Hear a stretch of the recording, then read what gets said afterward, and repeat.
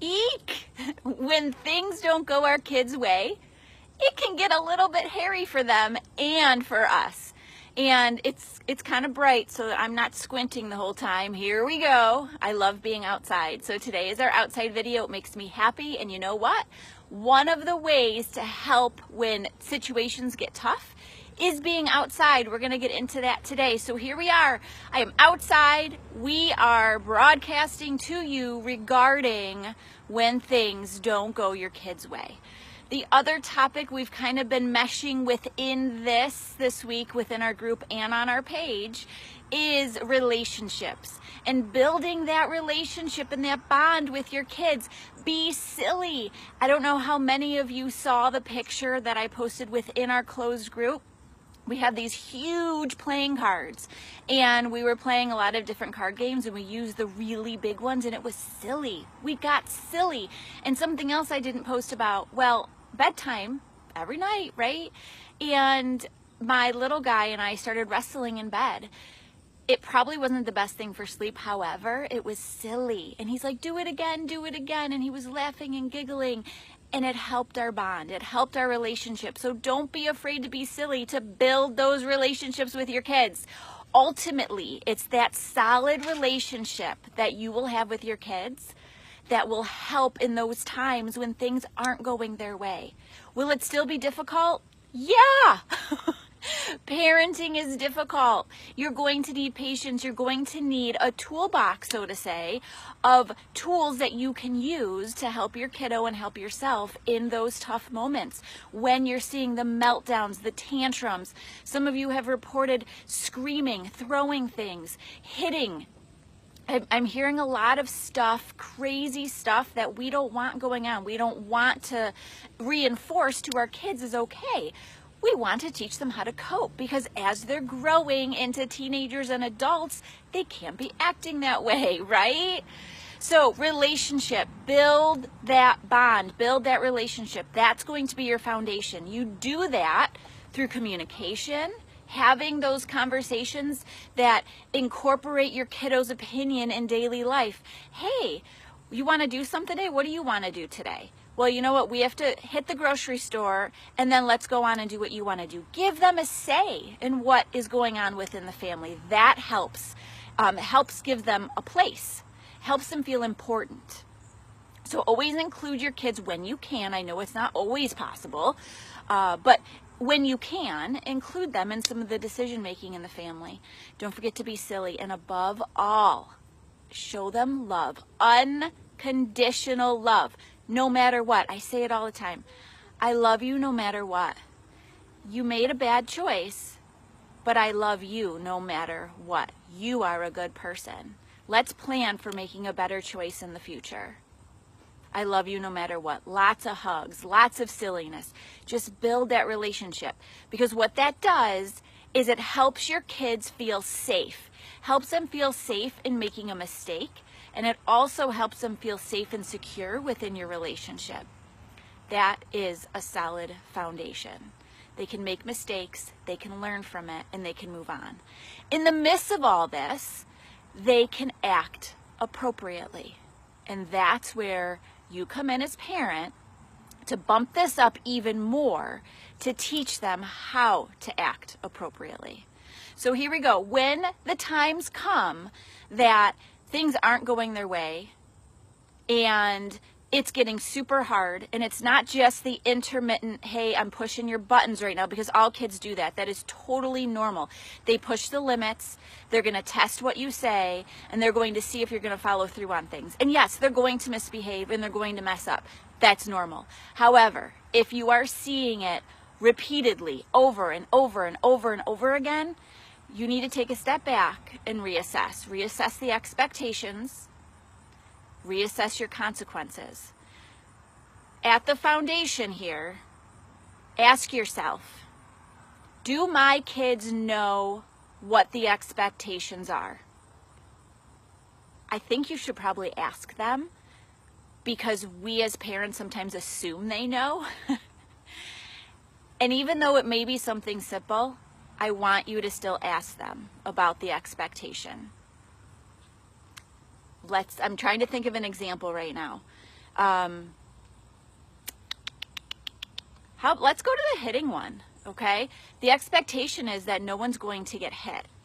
So you sit down with your child, or actually talk to them in the car when you're driving. It's an awesome time to have a conversation because it's not in their face. It's just more of a safe, comfortable environment. They're in the back seat, you're in the front seat. Hey, remember when I told you that there was no hitting? Do you know why?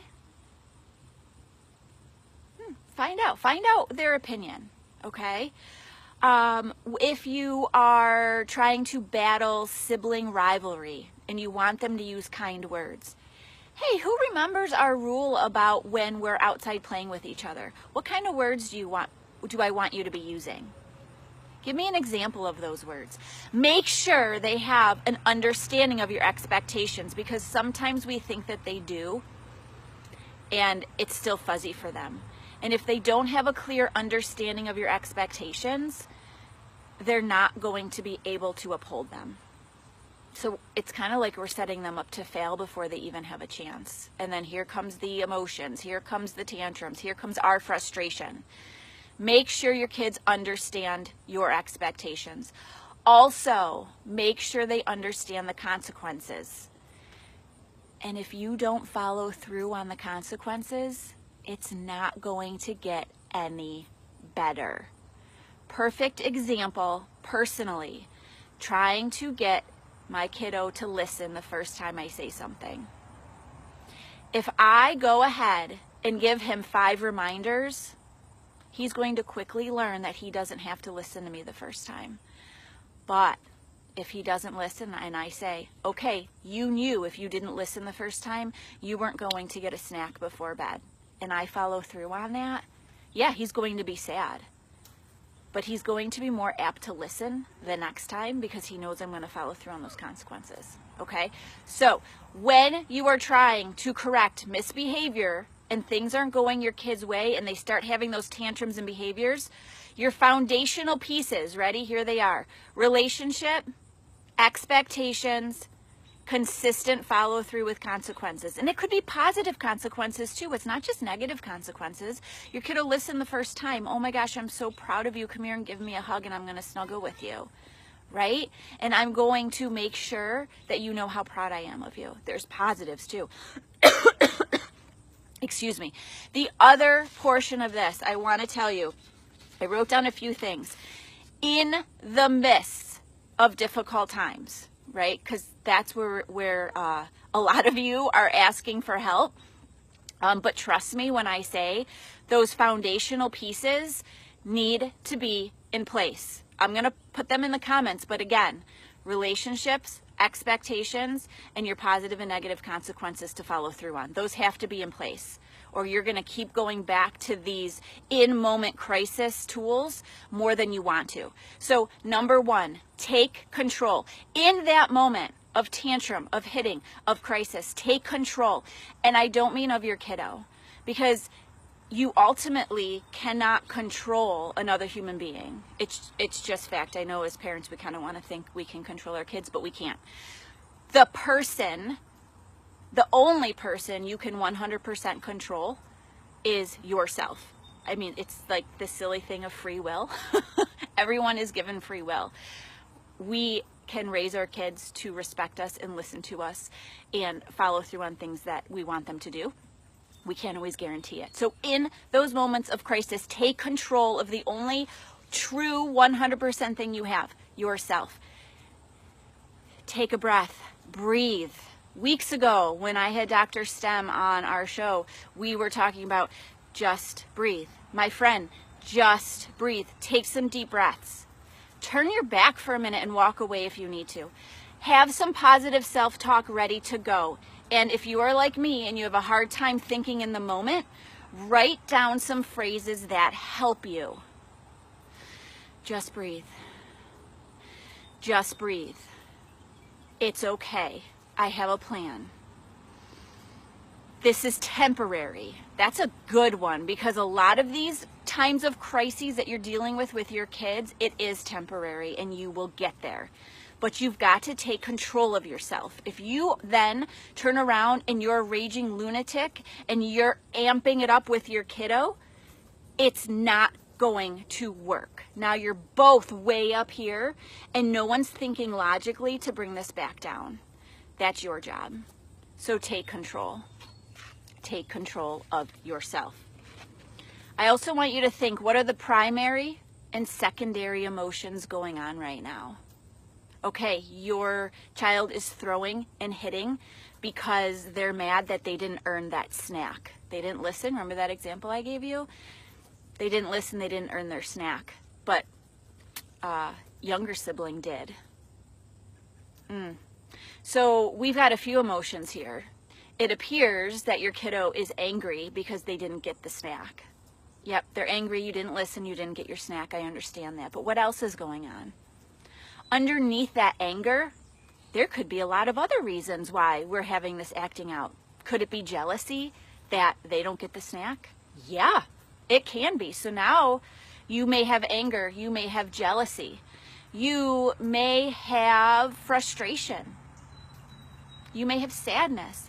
I want you to stop and think while you're taking your breaths, what's really driving your kiddo's behavior? Because that's what has to be addressed. You're angry, stop being angry. This is your fault for not listening. That's not going to help. But staying calm, taking those breaths, and then saying something like, I bet it feels really bad inside to see your younger sibling having a snack. You wanted a snack too, didn't you? That's going to stop your kids in their tracks. You just used a statement. You empathized with their feelings. Gave it some thought first. And then you addressed how they were feeling. See where that gets you. I bet for the majority of you, it's going to get you pretty far with your kids, and it's going to help them calm down because they are now seeing that you are reaching out to them, respecting their feelings, and trying to help. You're still there for them. You're not mad. You're not shunning them. Remember, I love you no matter what. I bet you feel upset right now. I bet you wish you had a snack too. Let's talk about that. Let's rewrite the story. That's number 3. And if you're part of my group, you'll see that within the post about rewriting a story that I just posted this week, there's a lot of comments from parents about this topic. So go check it out. Rewrite the story. By that, I mean work with your kiddo to help them go back. Pretend you had a time machine. How would you have wanted this night to go differently? You would have wanted that snack. So what could you have done if we rewind? What will you do differently so that you can make sure you get the snack? Rewrite the story with them. This story is their life. Rewrite it with them. How would you have liked that to go differently for you? Okay, how can we make sure that happens tomorrow? Help them rewrite the story to plan for the next day. My last one. Ready? It's kind of like not in the moment. I guess it should have gone under foundational, but exercise, guys. Get outside. Here we are outside. Exercise with your kids. When kids and adults get physical activity of at least 20 minutes a day, it helps the brain. And I know that's what research says, 20 minutes a day. It has to be more, guys. Get out and exercise with your kids. Play with your kids.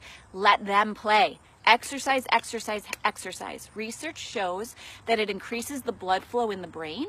It helps with some of our chemicals in our brain, like serotonin, and it helps everyone of all ages deal with stress better. It helps kids who are impulsive be less impulsive. It helps improve anxiety. So exercise. All right, guys, I am out for today. Get outside, start thinking about what you will do in the moment, but ultimately how you will make your foundation even more solid. Because if you have a solid foundation, you will not need to rely on these in-the-moment crisis tools. So go ahead and do it. And let me know if you have any questions or comments. I will be monitoring. Check you later.